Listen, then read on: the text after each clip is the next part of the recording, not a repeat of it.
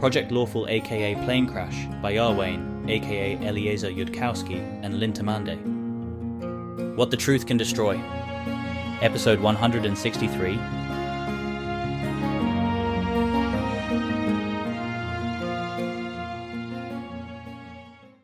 Unfortunately, Piranza can't be with us here today. Obviously, they didn't tell you the truth about that event. But please don't make any decisions about things related to that until you're sure you know the whole story there, including the key fact that only one person here knows enough to infer. There's parts that you'll definitely find disturbing to hear about, but the project and its employees didn't deliberately hurt Piranza much by Cheliax's standards or hers. Piranza wasn't in love with you. She could have fallen in love with you given the chance, but she was in circumstances she found pretty stressful and didn't have the energy, really. And next up, Corva! Talandria! This is a good time to sit down, stretch, or take a drink from your wineskin because this may take a while. My feeling is that I think you suck, says Corva, and then feels a small wave of relief, internally, that really is what she feels, that she's not lying to herself. Not because you didn't hire me, I think you were totally justified in that. There are actually an incredible number of other things I want to say about how much you suck, though, so I worry that whatever's left of 20 minutes won't be enough. But I'll give it a go. I have lived my entire life in Cheliax. I think I was 7 or 8 when I realized that all the books were lying.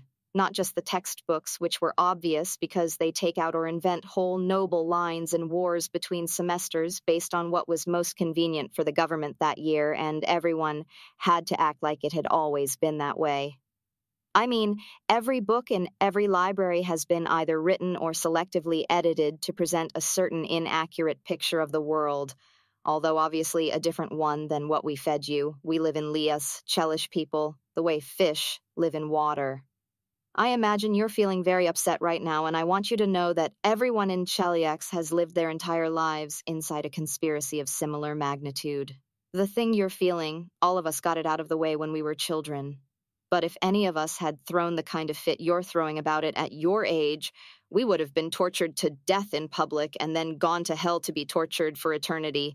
And then, if we had ever done anything otherwise worth remembering, had our names erased from the history books, as though we never were.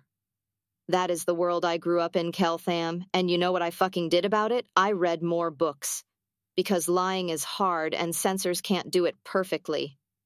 I learned to do some of the thing you do that people think makes you so fucking special, where you realize that facts have implications and can see that if someone is illusioning a thing to look different but they forget to change the shadow of the object, you can learn something more of what the object really looks like from the object's shadow. I checked stories against each other. I took note of what didn't make sense. I read fiction, old fiction produced outside of Cheliax, which is differently hard to censor than history. I read the world by its silhouettes, even though I'd never be able to see it clearly. I have educated guesses for what lies beyond the lies.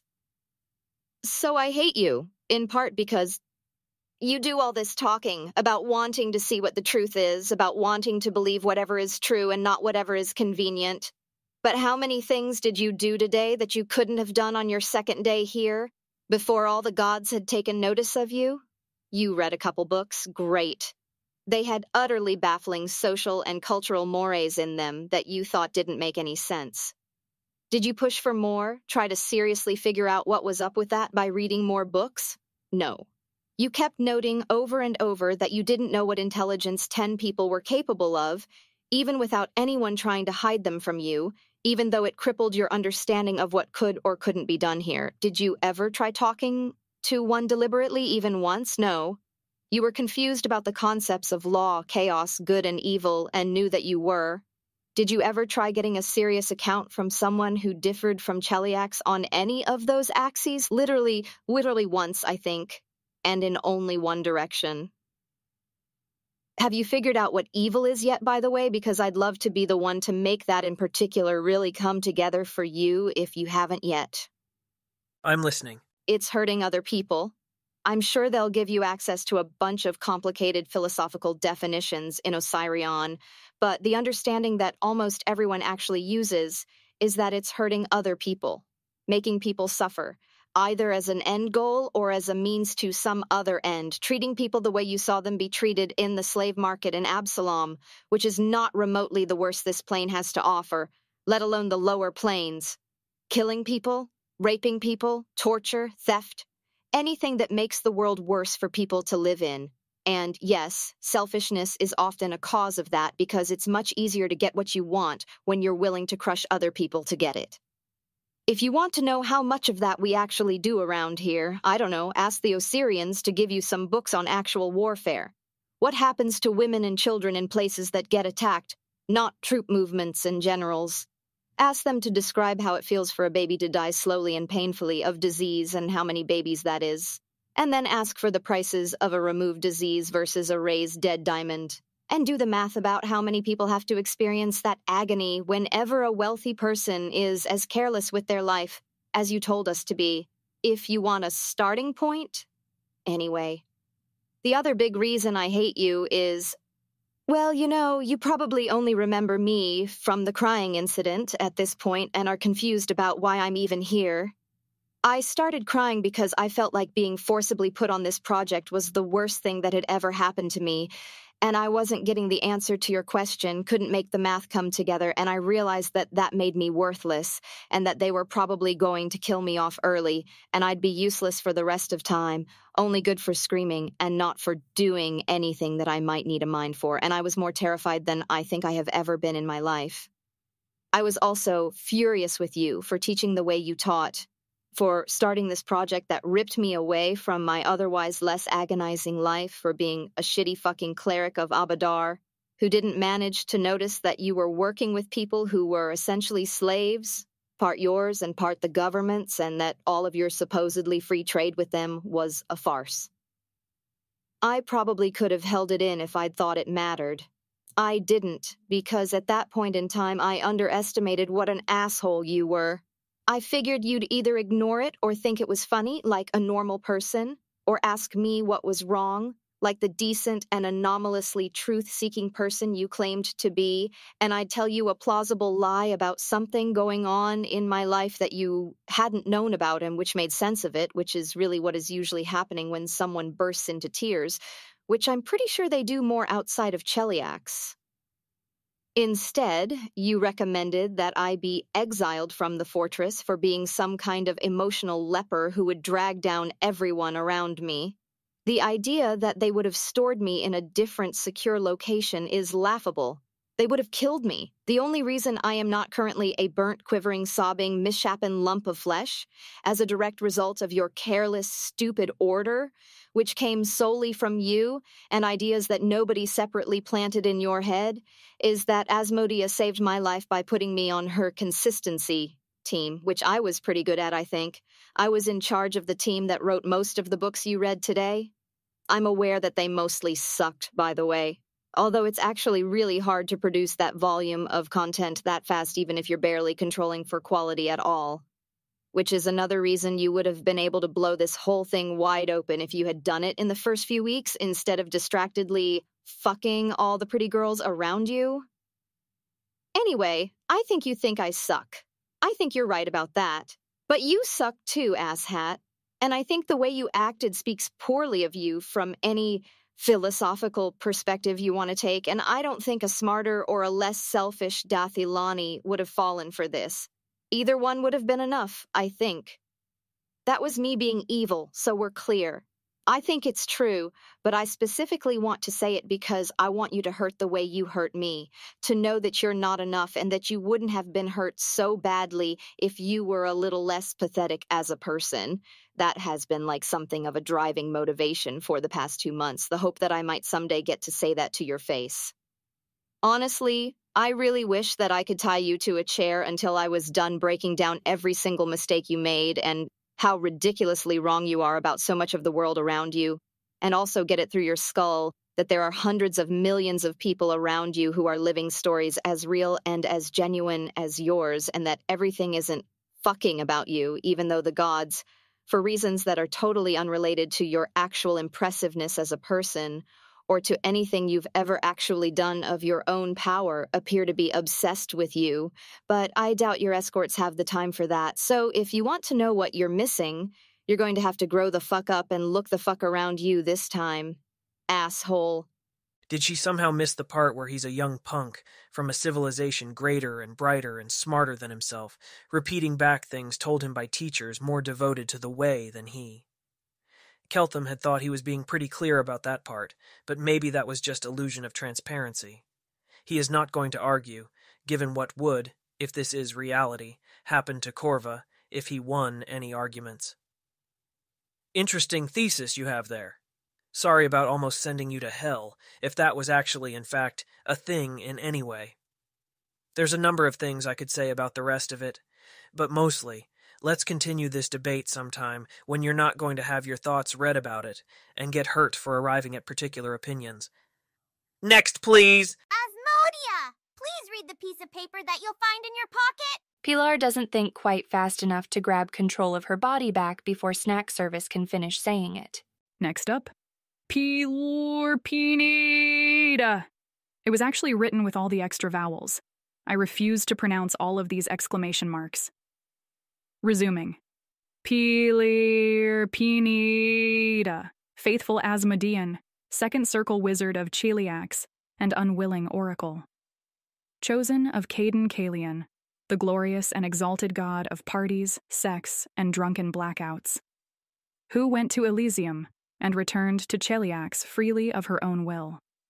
Also known as the Cake Girl, the giver of cookies, she who bears cake, Cheliax's secret weapon.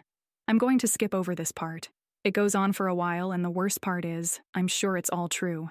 Universally acknowledged to be the sanest person on Project Lawful, that's also true. Even Ione would have agreed. Bearer of the Curse of Laughter, also known as Snack Service, the bestest oracular curse ever.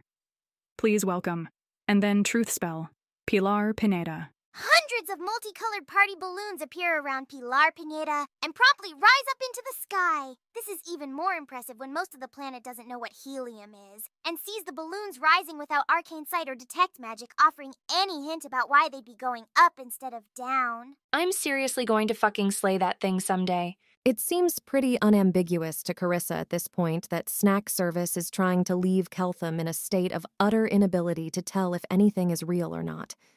She has no idea why, but that's so obviously what's happening. The Osirians, watching the balloons, collectively draw all of the following conclusions. Evangelism for Caden Kalian and all chaotic gods should definitely continue to be banned in Osirian, and probably the government should go much further. Snack service should definitely be banned. Anything it writes should probably also be banned. Cake Girl is a victim. Premarital sex is definitely the road to all manner of existential horrors.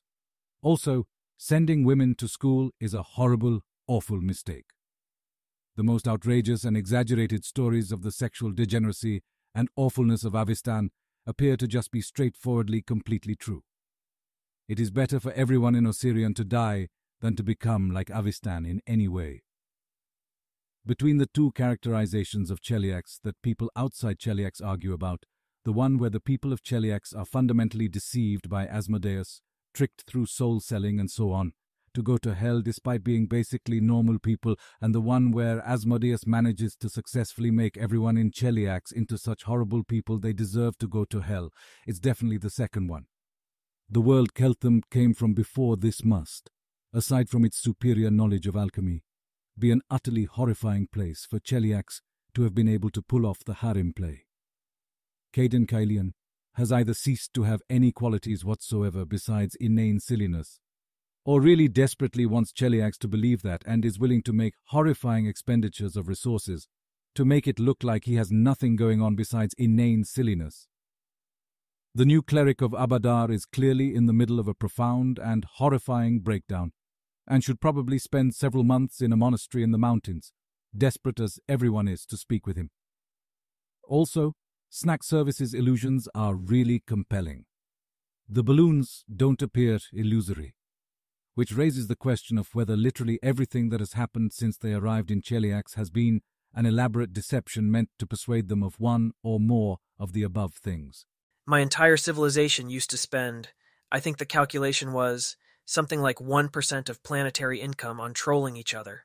Snack service is doing medium okay by our standards, given its technological constraints. Is that a challenge? No! It was totally a challenge! Pilar walks forward, receives her truth spell, and then speaks. Yeah, not really sure what to say here. Everything I told you about the relationship between myself and Lord Asmodeus was true. Snack service said to make sure it was. I think that Cheliax is... Pilar realizes that she is unable to say Cheliax is a great place and doing everything right under truth spell. She's had horrifying realizations like that before. It doesn't cause her to have a total meltdown the way it would have 3 months ago. Cheliax is the only place I've ever heard of where I can exist as myself. Hell is the only afterlife I can imagine myself going to. Asmodeus is the only god who fits me in any way. I was similarly honest when I described to you the kind of sex I like that keeps me in my place. I've always enjoyed being forced into sex. I was never actually in denial about it. That was a lie to see if we could get you to force me into bed without my saying yes to anything. I went to Elysium because of my curse. They showed me what hell was actually like for the people in it, and spent a lot of time apparently trying to talk me out of things and telling me how much Asmodeus didn't deserve me. I came back to Galarian willingly, to serve Asmodeus in this world, and then in hell. My big breakdown after your Keeper lecture was actually about the part where I realized I didn't want my mother and sister to go to hell, and Snack Service told me that it had arranged for my family to be kidnapped by Osirian, atoned to lawful neutral, and killed so they'd end up in Axis instead. I am still a bit salty about this where relations with Snack Service are concerned, but Aspexia Rugatone says that Snack Service seems to have done the right thing to serve Asmodeus's interests, therefore that is the truth. Not particularly attracted to you, you are not nearly evil enough. Sort of figured. There was definitely something, magnetic, sexual, about your whole character concept, but you were clearly too advanced for my level of perversion. I figured I'd get there someday. Obviously, I'm going to have to do a lot of refiguring now, about a lot of things. There's only one person left now, and he just wants to hide, go to Osirion without hearing it.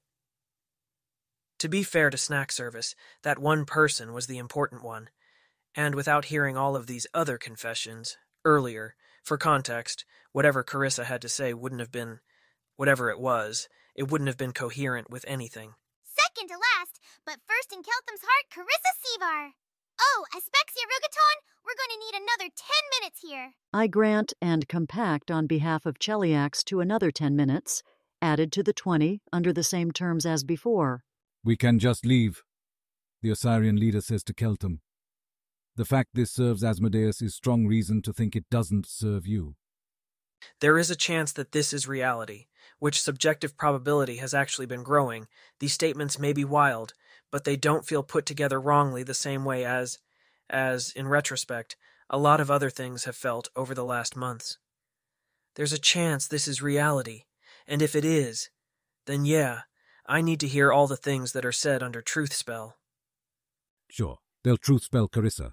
Keltham will cast this truth spell himself, actually. She's been ordered not to speak, though. Also, she is in a state. It's not actually the losing the crown and having everything she cared about collapse to pieces on her. She was impaired by that. She was not at her best, but that's not what got her to her current state. What got her to her current state is standing here helplessly while Snack Service prances around acting out the story. It has apparently been planning for a long time. Tropes are real. Stories are real. This is a story. This is a story run by something sympathetic to Snack Service. Carissa is not the kind of person who can ever really wish she didn't exist, or even didn't exist in this particular context, but it's definitely the most horrifying context imaginable to exist in. She'd much rather go to hell forever like Peranza, to be tortured and not changed, than be in Snack Service's story. Nothing feels real, nothing feels like it possibly could be real or possibly could matter. Everything she hates most in the world has absolute power over her and only wants to use it to mock and humiliate her. Everything is a lie, and specifically a lie aimed at the very concept things happen for reasons instead of because it amuses Caden Kalyan and Nethys. When the balloons rise into the sky, she feels herself giving up on the very concept that the state of the world depends in any way on what actions you take. It takes him a moment to work out why Carissa isn't talking. Carissa? You can talk now. The earrings are supposedly still real on this layer of reality. How are you going to get around it if I ordered you to speak truth? Security could suppress them temporarily, but they're not. They're not supposed to be possible for me to get around. That'd kind of ruin the whole point. Cheliax's commands to me can contradict yours, but my own will certainly can't. That came out a lot more miserable, a lot more cynical than it would have yesterday, I'm sorry.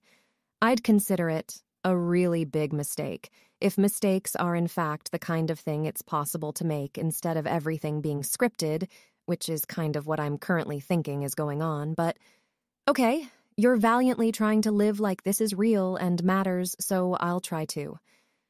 I haven't been hurt nearly as badly as you here. And I'd regret it for the rest of my life if you walked away thinking that I'd mostly been hurting myself or weakening myself for you. I wasn't. It turns out that being paralyzed here while Caden's shitty, manipulative fucking puppeteer mocks us all is not the kind of being powerless I'm into. But hey, I did notice that pretty much immediately, so I'm pretty sure I would also have noticed if it were true of anything else. Of anything with you. I read your mind the first day we met, right after tongues had worn off. I was a good Asmodean. I knew that I was weak and flawed and that I would suffer in hell until I was perfect. I wasn't that scared. I figured I'd just have to get really, really good so that much of me could be preserved in the devil-making process so that I'd make a really good devil. But I read your mind and I wanted that. I wanted my thoughts to be entangled like that and to move like that and to chase down implications like that. I wanted to be able to follow them the way you followed yours. I told Maylol you were very important. I didn't decide to join the project, obviously, I was ordered to, but I never, except during my date with Abigail, regretted it for a second. I knew what was possible and I wanted it. I don't like hell. I'm lawful evil, I obey Asmodeus, I don't mind hurting people, I don't get worked up about how, oh no, torture, I'd still rather endure 100 years of it than the 20 minutes of chaotic good we've just been subjected to. But I don't like feeling like people are weaker instead of stronger when they get hurt if you don't hit them just right. I don't like the ways that the fear of hell makes them more pathetic instead of less so. I'm very pathetic right now, so you can't take any of this as particularly criticism of other people, understand? But I can see it very clearly how pathetic everyone is all the time, and I want it to stop. I want people to be like Her Magistrix, who it's absolutely illegal to casually call Abigail, by the way. I want to be like that myself, or at least like a piece that fits in with that, strengthens it instead of just falling short of it. And Cheliax doesn't produce people like that. It's not really trying, honestly. As long as they go to hell, and they do go to hell, it doesn't matter. But it matters to me, and as soon as we started, I was thinking about how to fix it. I wanted to understand you. I wanted to be like you. It felt like not just everything I'd always wanted from my life, but also everything I'd always wanted for the world. Something beautiful instead of something that we were all buried under, flinching from.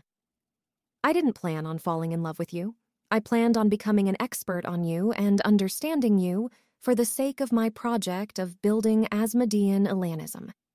And then, in addition to being good at thinking, you were so indignant at the ways the world was bad and could be better. You were so enchanted at the idea that you could have the things you wanted, the things Dathilan couldn't give you. I don't really believe the things you told us about Dathilon, by the way. I kind of think there has to be some kind of horrible conspiracy behind the scenes, but maybe that's just because I'm projecting. It felt like when I was yours, you and I were both more complete. I thought they would torture me until I stopped having stupid feelings like that, but they didn't. I got put in charge of the project while we were in Agorian. I got into an argument with Myal about how we were handling it, and I saw that Cheliax had entirely the kinds of people Cheliax built, people whose lies left shadows. Because in Cheliax, you didn't need your lies not to leave shadows. Half the time you really didn't want people to believe them anyway. I think Dath-Ilanism will be much less exciting to people in other countries. In some ways, I think part of what happened was this chemical reaction between the ways Cheliax built people and the ways Dathilon did it. I had the idea of setting up the date with her magistrix. I wanted you to see that getting really, seriously, horribly hurt could be really good for me, and to feel possessive and maybe a bit jealous that she knew how to do those things you didn't know how to do. She did, an immersive hallucination, sort of like some of the things that have happened to you over the last day, and made me think that I'd failed, and you'd figured it out and were leaving, and now I was going to be tortured and petrified and buried underground so I could never have hell. It was really good for me. She is relieved she can say that. She hadn't been totally sure. Horrible suffering generally is, if I survive it, if it's personal, if I'm the audience, if I matter. You might be wondering why I didn't tell you the truth once I realized I was in love with you. The obvious answer is that security was monitoring me very closely and would have dominated me and then figured out an impersonator somehow, however much credibility it cost us. That's not the whole answer, though. It was definitely happening. I tried to escape once as part of the plan, by which we all tried to escape in order to figure out what a convincing fake escape would be like, and it didn't work. Another part of the answer was that you weren't ready. Even in the world where your values didn't collide too hard with ours once you'd had time to think, or in the worlds where I fixed up hell and by the time we had to tell you about it, it wasn't really very objectionable, it'd have hurt you to hear it, and I never enjoyed hurting you. There's lots of stuff that fit fine in ordinary that I didn't tell you, because I didn't want to hurt you. There are children, babies, in the slave markets in Absalom. We bought them all before your trip, so you wouldn't see that. And gave them back to their parents afterwards, to be clear. There is some concerned communication among the Osirians to their superiors in Sothis about slave markets. So I'm not really able to process this very well right now, hence the transcripts.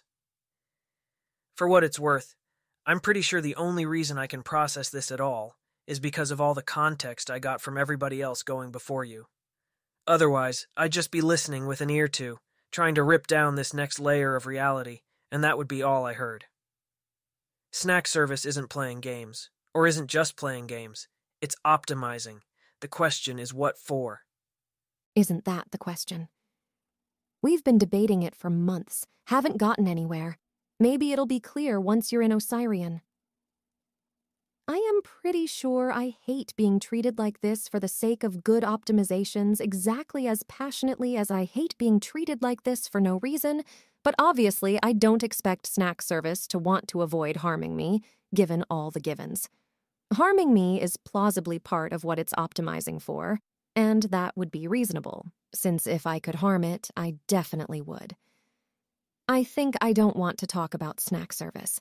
I talked with Subirax at one point about how awful it felt to be doing this to you.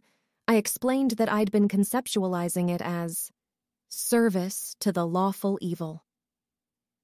Keltham we were hoping to awaken from his lawful good upbringing, hoping to make able to understand everything without it breaking him and willing to take it, once he had it. I think that, like many of my plans, was running on willful self-deception, but it was how I was thinking of it. I tried to make as much real as I could.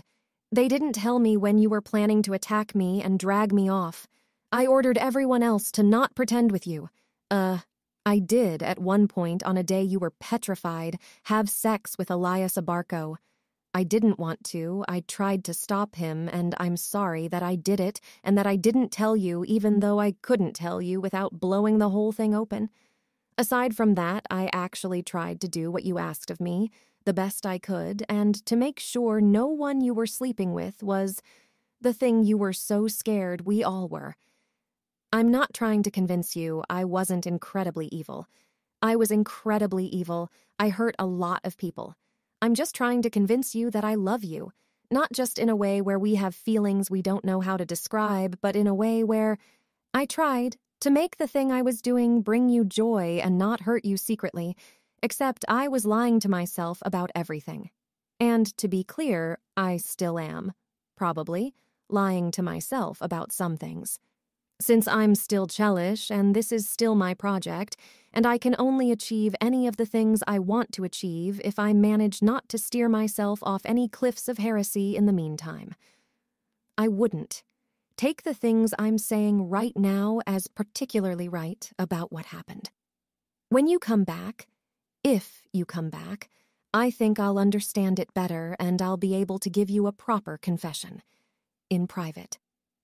Because this is ludicrous. But, the parts I'm sure about are, you were what I needed, and I was very happy, and you were making me stronger, and I loved you, and I still love you, and I'll probably always love you, and I hope someday once you've made whatever determinations you need to make about what's real and how the world works, you'll come back for me. Yeah, about that. Aspexia rugaton. What's your price on Carissa Sivar? Some nervous mutters pass among telepathically bonded Osirians. Osirian has slavery for debt and as a criminal punishment. Maybe the criminal punishment situation applies here. None of the things confessed to so far were actually crimes. She has been doing a lot of calculations in her mind, and this is not, from several of those angles, a sensible thing to do. Bringing herself into range of a small army with only this much protection, for example. But it is clear enough that Abigail Thrune belongs within this lineup. That is now beyond all dispute. Given that truth, to stand back would defy tropes, possibly, and not only chaotic good semi-divinity. And Abigail Thrune has her pride. In no small sense, she is her pride. If there is a greater person within her that contains the proud image of Abigail Thrune, it is not very much greater, for being so much filled with it. It is beneath her pride to wait to be summoned, beneath her pride to be dragged forth by tropes, beneath her pride to hide from a place of the story where she belongs because of fear. Dimension Door. Return to us reading Lawful Evil, ready to own and use Carissa Sivar as she must be owned and used. She will certainly be for sale to you then, and at a reasonable price. Abigail? Shut up. This is the correct thing to do from multiple dramatic standpoints. There are a number of factors that enter into Abigail's decision here. One of those is that, in her cold judgment, if Savar goes with Keltham to Osirian now, their cleric of Irori is not coming back. Another is that it is not, even now, determined exactly what manner of story this may be, and it may not be too late to establish that Keltham must become more evil than this to win Savar's heart and her ownership. Had Savar sold her soul, the decision would be more fraught. But Abigail thinks she would make it this same way. She is not defying Hell's command. Somehow, surprise Abigail is the thing that makes Carissa's brain fully return to functioning. Surprise Abigail is just a common feature of the world you have to be constantly on the lookout for. It's not something wacky and incomprehensible. I'd be grateful for permission to kneel to my queen, she murmurs to Keltham. No. Somebody has rather trampled on my pride, if she is a real person. I find that I have not much care for hers at this moment. You were barely a real person when you arrived in Golarion, Keltham out of Dathilan.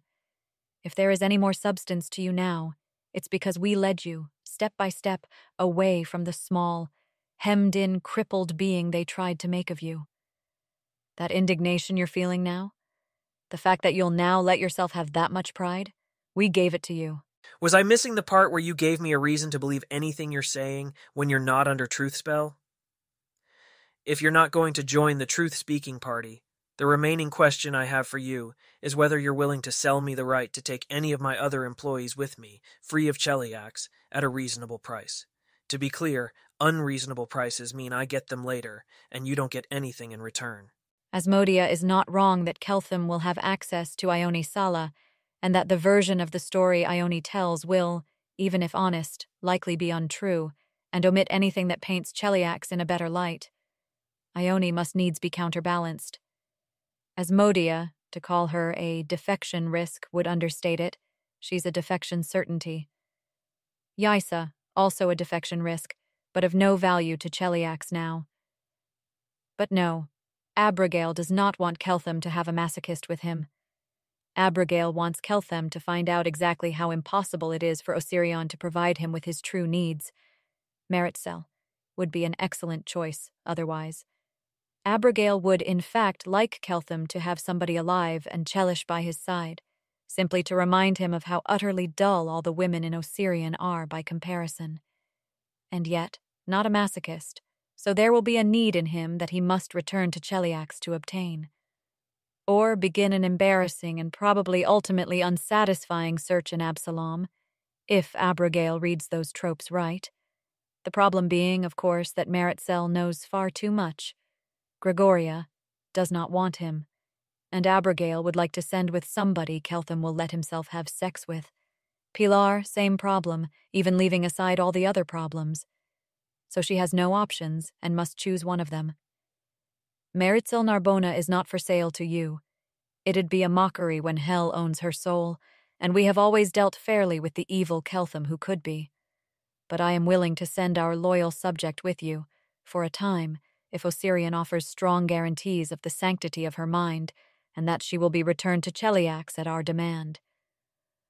It is not in our interest to abandon you to Osirion to hear their errors and mistakes unargued, or leave their own little foibles not pointed out. I do suggest visiting or scrying the slave markets in Sothis quickly, before they have a chance to clean them up for you, if you'd not end up living inside another constructed illusion. All that the fake priest of Abadar told you about their treatment of women was true as well. The aim of all of our policies is building a prosperous, free society where people make Axis and not hell. We are very eager to learn from you about how to do that better, says the leader of Osirion's forces, but quietly to Keltham, because his job is to avoid sparking a war with Cheliax. Here. If your goal in keeping back the people who care about me is to use them as hostages against me, know that I consider it a threat. Of the lawful treatment of threats, I have already spoken, but I can say it again if you didn't read those transcripts. I've read them. Asmodeus himself instructed us to take no hostages against you. All of my calculations are being done never considering the hostage value. Asmodeus did not instruct us to avoid keeping behind anyone you cared about, if that was simply the result of our best path for our own benefit. Interesting claim, from one not of Dathilan, that you could do such calculations and confidently know they were unbiased. It's possible you'll find out at some point that you should have been a little less clever and less exactly literal about what your god was trying to tell you not to do. Corva Talandria not among my options here? She seems like she'd do a better job of pointing out everything wrong with Osirion. I admit I wasn't particularly thinking that you wanted her. Dathilan has proverbs about the kind of advice that's easier to get from people who aren't friends with you. Try it yourself sometime. It's a wordlessly obvious choice if you're Dathilani, for reasons that include Corva having just very loudly declared herself to be an obvious Dathilani story protagonist who seeks out the truth and uses it to destroy things. Corva seeming like she'd be more useful for ripping apart the next layer of reality. The commonality with which Dathilani stories have plot turning points where somebody gets tied to a chair and lectured on every single thing they're doing wrong. And finally, the point that Corva seems to be maybe not doing as well at handling Cheliax compared to Meritxell. 2 days earlier, Keltham would have questioned that last motivation as overly good. He is now questioning that questioning. Corva does not search within herself for a preference between Cheliax and Osirion, between Keltham and her infernal magistrix. This is less suppressing anything and more just not putting in the effort to stretch in a particular direction. She does look to Asmodia, though, carefully, almost invisibly, to see if Asmodia is sending any remotely visible signals about where she thinks Corva should be angling to go, if Corva has any opportunities to angle. Asmodia is massively torn between how this would be clearly good for Corva and clearly bad for Asmodia. Asmodia is not, of course, giving any outward signs of this, at least not at Corva's level of sense motive. Don't worry, my dear innocent boy. None of my advisors are friends with me. As for your fascinating, I dare say somewhat Asmodean request, I fear I shall have to decline. We did not mirror your own error, Keltham. Corva Talandria is now become far too valuable to Cheliax, and is a defection certainty and knows too much. Will you have Meritxell then, or nobody? Keltham turns to his upcoming hosts and raises his eyebrows in inquiry. Wilken commit to chaperoning her and to not reading her mind or enchanting her, as is illegal in Osirion anyway. I cannot without more consideration commit our government to sending her back if when you ask for her she wants to stay. Then we can perhaps send her along in some short time when your government has reached a decision there. You're not even asking if Meritxell wants to go, Keltham. I'm pleased. Yeah, see, the whole mind-reading and torture thing makes the concept of informed consent, or even having opinions, really quite questionable. When Meritxell has been placed beyond the reach of all threats, and had a time then to think for herself, it will afterwards be possible to meaningfully ask her if she wants to go back. And meanwhile, you don't even ask, or give her a chance to express her opinions. Very good. I suppose it does befall me, at this point in the lineup, to describe my own relationship with you, Keltham. When I ascended to this throne, I promised myself I wouldn't die of old age on it. That, after all, would mean that I'd played my reign far too safely and lost out on most of the fun. It would be fitting for me to lose my head and crown to the person you could become. Someday. Sometime in my 60s, perhaps. Not this Keltham, though. That would be absurd and embarrassing. And meanwhile, Carissa is due some punishment for her failure. But I will take personal care of it and ensure that her due punishment does not weaken her. And before you think to object, be told that such as Carissa Sevar cannot be allowed to punish herself, which is the alternative. So I shall take charge of your Carissa, for a time. She does need a keeper, but I'll keep her properly owned by you, awaiting her true master's return. I haven't forgotten the compact you forced me to sign, after all, that if an untampered truth spell ever shows Carissa to love me more than you, she's to be delivered to your ownership in chains. She's leaving out a very great deal about their relationship, her and Keltham and Carissa. But there are secrets Abigail must yet keep, for how they chain into other secrets to one aware of tropes. Oh, and the last line, of course, is for the Osirians' benefit. What must they be thinking now? One of them is thinking that she's quite certain that a woman of Irori could manage to be her own keeper, did she wish. Darina signed up for an advertisement for a rapid response group that might need to fight an army in a good, lawful, neutral cause, so long as she was hanging around Sothis anyways. Since she didn't know that advertisement was aimed at the interdiction zone, her signing up doesn't count against Irori. As Darina understands it, Irori's interventions outside the non-interference zone are not bound to avoid causal impacts on the zone. They simply cannot be chosen on the basis of their zone impacts. Everything touches everything, sooner or later. Still, to tell Sevar, within the zone, the information that she learned directly of Irori. That might be a bit much. She is not privy to the exact boundaries drawn by gods. She should not push them. I can stay in Cheliax and keep watch on Carissa Sevar for you, Keltham of Dathilan, if Cheliax grants me appropriate safe conducts about it. Darina calls from within the army. And what negotiating leverage would enable Osirian to demand such a thing? I have some idea of what Keltham is prepared to pay for Carissa Sevar's safety, as it happens. But allow me to give a more Chelish answer. Keltham, truth spell, please. Darina is already walking towards him. Sure, tap. I herewith resign from Osirion's army and relinquish my pay from this expedition. Be told, Abigail Thrune, that if I'd attacked by surprise, I could have killed at least you, and probably also Aspexia Rugaton. Darina, as it happens, is being totally honest about this.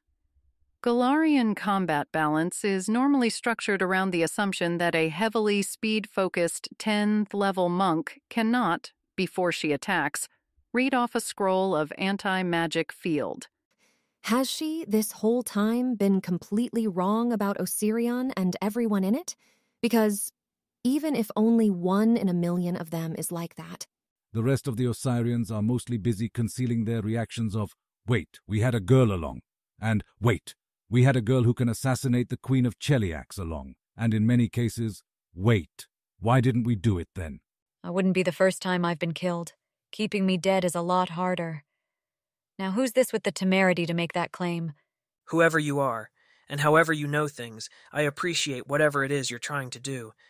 But I was still hoping to resolve all of this without violence. If saying that out loud is the limit of your grasp of negotiations between powers in Golarion, Keltham, then I'll be pursuing my own purposes here without your help.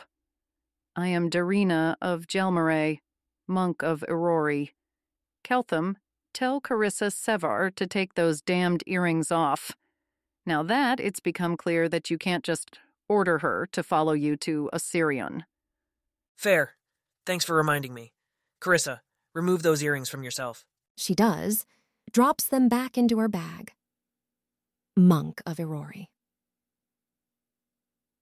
Osirion is less cool than Carissa had briefly imagined it might be. You've succeeded in attracting Hell's attention, Darina of Jalmaray.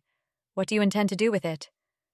There's other powers taking an interest in all this besides Hell, and I see no particular reason why Hell should be allowed to charge around, making a reckless mess of things. Mine is not the gift of tact, especially to royalty. I don't trust you around Carissa Sevar. My options for doing something about that did include killing you by ambush and teleporting that overpriced headband of yours to someplace it wouldn't be easy to get back, which would have impeded your meddling after your resurrection, and probably lost you your throne. I chose to play somewhat nice instead. If there's to be no reciprocation in kind for that forbearance, the next person who has that option, perhaps me again, someday you're not particularly expecting it, will not be so kind. I'm afraid, little piece, that it'd be a player, that queens cannot afford to go about giving concessions to anyone who threatens their person. It's not how things are done, especially in Cheliax. I'd fall from my throne a day later, did I give in to such a demand. Comprehending this draws on the same underlying faculty as tact, and it seems you are missing it entirely. Tell me then, Queen of Cheliax, who understands these matters so much better than I, what alternative do I have to deciding that you've become a hindrance to Irori's purposes and ending your reign? She is, of course, still reading Carissa's mind. Carissa, dear, can you talk to this lunatic for me? I do fear that humoring her is increasingly beneath my dignity. She'd been yearning to, but obviously she's not an idiot and does not interrupt anyone's conversation with the Queen of Cheliax. "The crown's not overpriced," she says now, without missing a beat. "I wore it today to argue with Keltham as a 7th Circle priest of a religion I'd made up, and also finish the earrings, which originally did something narrower, and also do all the things he tried to occupy my time with. It's not the Asmodean way, for Her Majesty, who can have of me whatever she pleases, to offer a deal, that I could wear that crown and try to keep Keltham if I acknowledged afterwards her right to hurt me for failing. But if she'd offered that deal, I'd have taken it. And she did offer the crown, because she wants me to be stronger, because she knows she'll lose in this world we're lurching towards if everyone around her is weak. I don't know very much about the faith of Irori. What I do know might be a lie. But if I said that I still have things to learn from the Queen, and that I have a project presently facing a substantial transition in its operational priorities, and that there are people on that project who believed me when I told them I'd fix hell, would I be speaking in your language then? And yet now you are bereft of that external aid, and no longer at what you imagine to be your best. She lent you an aid and then took it back, and now here you are, weakened. I suspect there's an entire complicated theory of usefully maintaining continuity on your goals at different levels of cognitive enhancement, and it's closely related to the theory of obedience to Asmodeus, and that I can make progress on it. But, sure, at the moment, having only the barest outlines of it, I'm weakened. At the end of a day's exercises, your soldiers aren't in peak fighting shape, but if you never exercise them, they'll never reach it. Irori, as a mortal, wore no headband, cast no wishes, begged no miracles, when he made his own way to godhood. True godhood. If your queen values your strength, she will allow you to learn of the way of Irori, which is not a way of faith. This, of course, is a test. Well, I don't want to be Aurori. He hasn't fixed hell. The correct answer is any variant on I'm myself, not Irori. Fuck your obvious test is also acceptable. Then it seems clear enough that I have meddled in the affairs of one learning to walk her own way. I hope you do not stumble and fall in it, Carissa Sevar, especially not in this place. But I am taught that I must steel myself and let you make your own mistakes, and so I shall. Enough of this wasted time. Carissa Sevar is free to become an Irorian does she so choose. She surely is capable enough for it, but it is not her deepest nature, and she would not be her truest self with only herself as her own owner. Be gone. If that is truly so, then so be it. But that determination in the end can only be her own. Then Darina teleports, and not to Sothis either. She's not going back to Osirian until she learns if she's still welcome there. She's never been very clear on how governments and armies work, but she suspects she's probably broken some rules. It's okay, she wants to say. Apparently tropes are real, so you don't have to worry about normal things like cause and effect and the base rate of things working out for people who want to reform Cheliax. She's so mad about that. I do believe we're done here. Goodbye, Keltham out of Doth Elon. All that you prize in Cheliax will still be here waiting for your return, when you return. Thanks for having me. It was a lot of fun right up to the end, if you ignore all the quiet notes of disquiet that I should not apparently have ignored. Keltham taps his own forehead, and his last truth spell flashes Abadar's sign into existence. Just so we're very clear here, I taught you very little of the law I know, and nothing I considered relatively dangerous. If Cheliax uses what I've taught it to threaten other countries, I will tell Osirion to draw a circle on a map of Cheliax, and then I'll destroy everything inside that circle. That's not a threat. It's my policy on cleaning up my own messes and not inconveniencing others through my own stupidity. You're free to do with that fact what you like. Would he really? But yes, he would. And maybe resurrect her afterwards. Is that not a threat? It really seems like a threat. Somewhere along the way, Carissa lost track of what a threat is. The leader of the Osirian forces extends his hand. Keltham reaches back. Can I give you a present? Sure, Keltham says, though he's not sure how much more reserve he has. Actually, he's being stupid. Should have just had somebody tap him with Eagle's splendor again. They're, little bitty swords that make you better at bluffing. I invented them because the project had us lying a lot, just in case you need it. She hands him one. I wasn't really planning to do a lot of lying, but okay. He takes it and doesn't activate it. Ione is gone, so now it's her job, Asmodia guesses. Keltham, the project has been hugely sheltering you in a lot of ways. You are way too easy to read, and you will need that pin. I'd suggest you activate it right now, and if not, then definitely before talking to any royalty of Osirion, even if you're not planning to lie. Further warning, the Pharaoh of Osirion will be able to read you anyways. His sense motive is said to basically be non-magical, detect thoughts. There's rules you will find strange about what you're not allowed to say in Osirion about the Pharaoh. Ask about those very quickly. Asmodia only knows any of this due to hanging around Corva, to be clear. Your advice is noted. I'm going to miss you. Don't hurt yourself, and once you're ready, come back for me. If you take too long about it, I might send additional presents so I can at least rest assured you're not lonely and miserable without a single over-engineered sex toy to keep you company. Don't worry. If you're a real person, I'll definitely be seeing you later. Possibly after literally anything standing between us has been obliterated. Broom, I can notice you now. Stop that. Coming along on the trip seemed easier than arguing about whether I should. Right. Well, this is Broom, agent of the goddess whose purpose is hidden. I don't really get him very much. He can turn invisible. I would prefer he not do that around me, though. I assume you've got contacts with his people. Bring him along, but maybe check him out before you let him loose. Broom, former halfling slave sweeping the halls in the Archduke of Sirmium's villa before I was chosen as the oracle of that goddess in the same moment as was Ione Sala, chosen of Nethys. Aspexia Rugaton did not wish to interfere with her purposes, whatever they might be. The Osirians look utterly unsurprised. In Osirian, halflings are free, their leader says. We'll take you. Broom will extend a hand, then, in the same moment as does Keltham. Broom is, in fact, rather cheerful about this turn of events, though he doesn't show it, of course.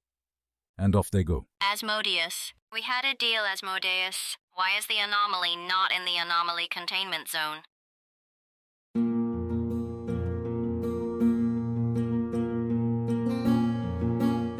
If you wish to support this AI reading and others like it, please visit patreon.com/AskWhoCastsAI. Any help is appreciated.